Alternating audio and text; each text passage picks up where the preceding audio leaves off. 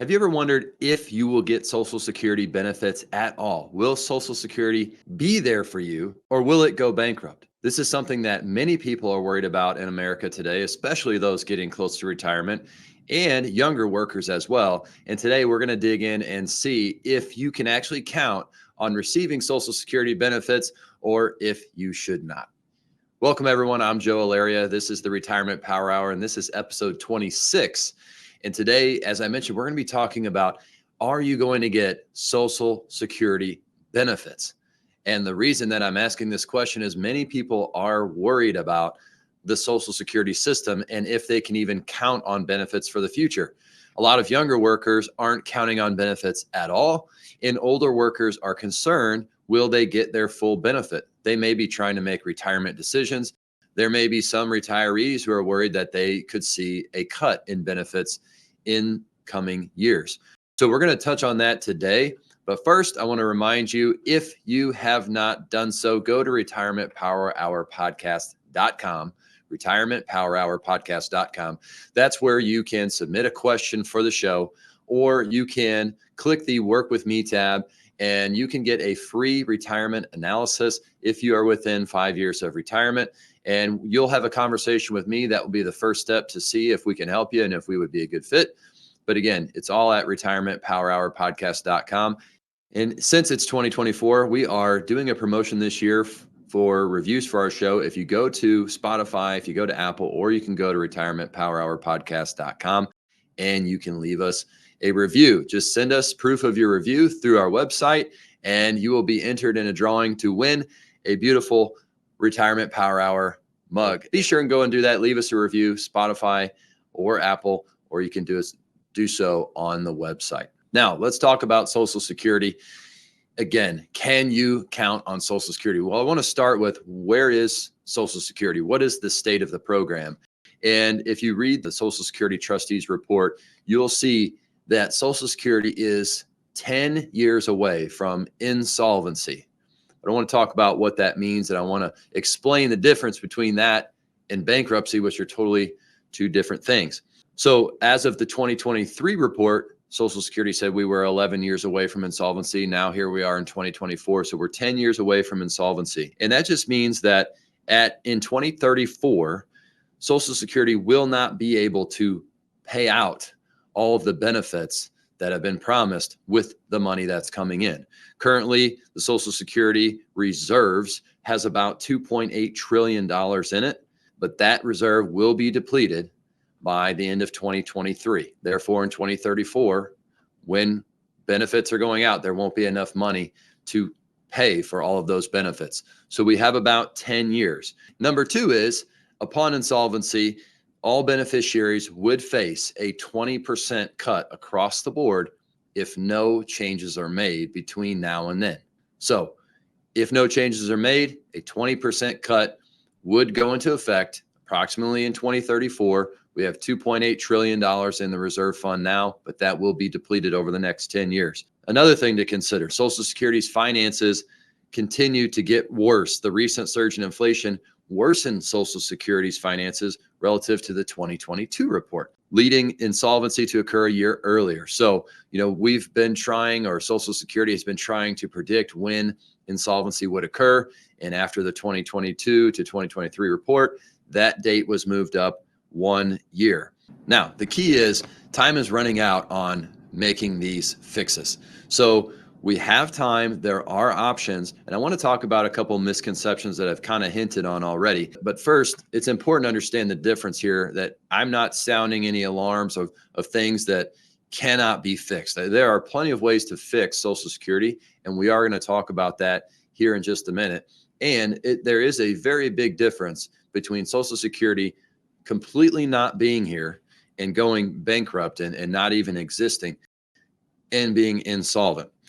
And so whoever says Social Security is going to go bankrupt or I'm never going to receive Social Security benefits, there's really a lack of understanding there on how it works. Because as I said, there would need to be a 20% cut if no changes are made. However, at that point from 2034, we would be on pace to satisfy all benefits for the next 75 years at that level. So we've got 85 years of benefits on schedule to be paid out. If no changes are made, we would need a 20% cut. But anyone who says, again, that Social Security is just not going to be there for me, they're either not understanding or they're not being realistic about that. And there are plenty of ways to fix the problem. So what should you do? Well, first off, you need to understand and plan for the potential for a 20% cut, because as simple as it's going to sound here as I lay this out, we can't count on other people to do the right thing, or to especially do the smart thing or the common sense thing, especially when we're talking about politicians, and that's both sides. So, when you go and do your plan, you need to punch in, what if we have a 20% cut in my Social Security benefits? What if I don't get my full Social Security? Not what if I get zero. I don't think that's realistic, but what if my benefits get reduced?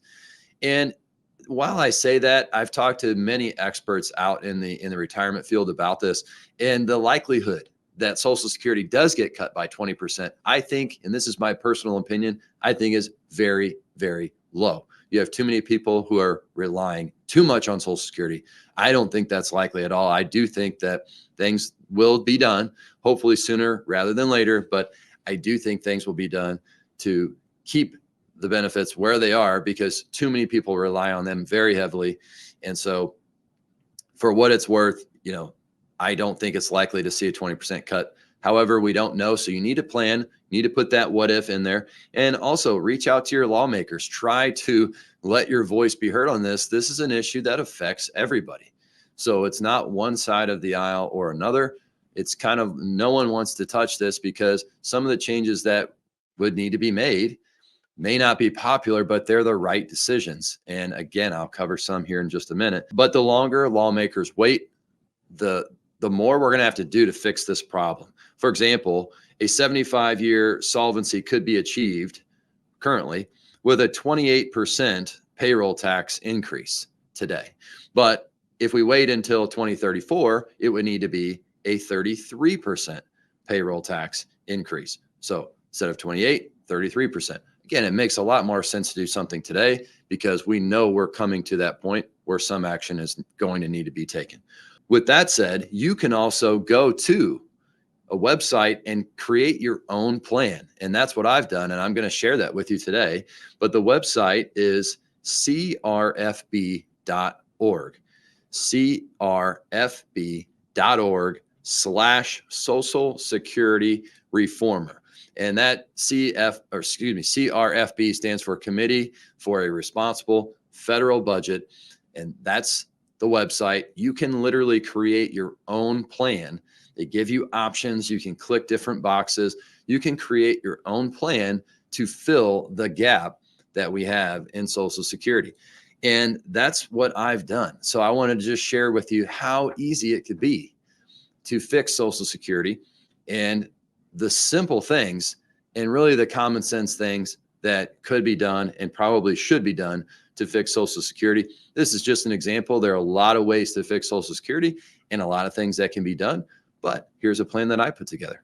So the first part of my plan on how to fix Social Security is, and don't throw any tomatoes at me here again, these are common sense things. I'm going to explain them. But the first part of it is increasing the full retirement age to 69 and then indexing for longevity. So currently the full retirement age is 67. And the last time changes were made to the full or normal retirement age was in 1983. And that's when Congress enacted a slow and gradual increase of that full retirement age from 65 to 67. That's why you have some people that are 66 and 8 months, 66 and 10 months, and then people that are at 67. Well, there have been a lot of changes in life expectancy since that time. And also bear in mind, if full retirement age is bumped back to 69, that would not have an impact on early retirement, but I think is something that could also be considered. When Social Security first started in 1935, there was no early retirement age, and that changed in 1956 when Congress allowed women to file for early retirement at the age of 62. They did the same thing for men in 1961, allowing men to file for early retirement at the age of 62. However, according to life expectancy tables, in 61, the average life expectancy for a female was just another 17.83 years. So 17.83 years. Compare that, though, to the average life expectancy for a 60-year-old female in 2020, which was 23.67 years. So life expectancies are growing, but the age at which men and women can begin drawing Social Security has not, and it has not changed in the last 63 years. Now, pause for a second. Does that seem like it makes sense? Does that seem like common sense? To me, it doesn't quite seem like common sense because, again, the life expectancies are going up. This is an old age retirement fund.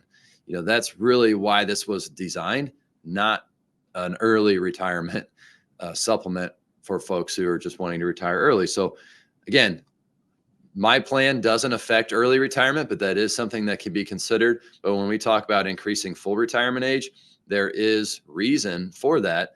As we've seen life expectancies go longer, people are living longer. That means we're paying them more, paying benefits out for more years. So that simple change, increasing the full retirement age and then indexing for longevity, which just means it would automatically increase compared to longevity, just like we see cost of living, and I'm not sure logistically how they would get that done, but that sort of ties that longevity metric to full retirement age going forward. That covers 38% of the gap. If we have a 100% gap, that covers 38% of it. So it's a pretty significant change. Another change, number two part of my plan here, modify cost of living to index to chained CPI or consumer price index rather than the current CPI-W.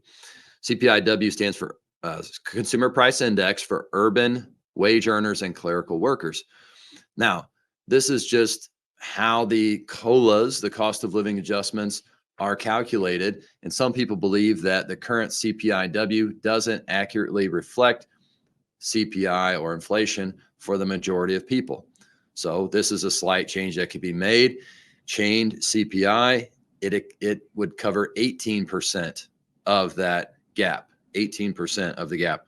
Part 3 of my plan, my sample plan that I put together here, is making 90% of wages subject to payroll tax or Social Security tax. Right now, we only have about 83% of wages that are subject to payroll tax because of the Social Security wage base being where it is. And so what would this do? This would increase the Social Security wage base to lump in a higher percentage of wages. And that was sort of the original design, was to have a higher percentage of wages included in the payroll tax to cover all of the benefits that are going out. So in 2024, the Social Security wage base is $168,600. So that would have to go up. In other words, if someone makes $500,000 in 2024, only $168,600 is going to be taxed for Social Security. So that number would have to go up. More wages would have to be taxed for Social Security as part of this plan. And doing that would cover 21% of the gap. Now, some people aren't going to like that. So most people aren't going to like pushing the full retirement age back. People may not like the chain CPI, but we can do some of these things, which some of them make very logical sense. We don't like them, but they make logical sense. We may not like them. The alternative is 20% cut for everybody across the board in 10 years.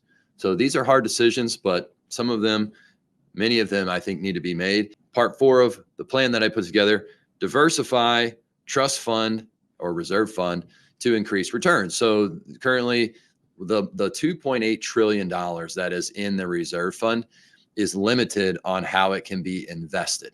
It's currently in non-marketable government bonds. But if we could use stocks or other types of maybe corporate bonds, other types of investments for that $2.8 trillion, that could add some return and could extend the life of the reserve fund. So that's something that would cover approximately 6% of the gap. So we're getting close. Right now, we haven't reduced Social Security benefits at all. We've made some changes and we've closed a lot of the gap. 2 more. Number 5 on the list is to calculate benefits on the highest 38 years of earnings rather than the highest 35 years of earnings, which is how we currently do this. So doing this would probably pull in some lower earning years, maybe some zero earning years, along with the rest of your working years. But using 38 years probably makes more sense if you extend out the normal retirement age. And then last but not least, increase payroll tax by 0.3%. 0.3%. I don't like to increase taxes, but such a small increase, along with everything else, could solve this gap. And I said earlier, a payroll tax increase of 28%, if that's all you did, could fix the whole problem. Well, if we do some of these other things, then we only have to increase payroll tax by 0.3%. And, to me, some of these other things are common sense. I think they're very logical. That's my plan. You can make up your own plan. Go to crfb.org/Social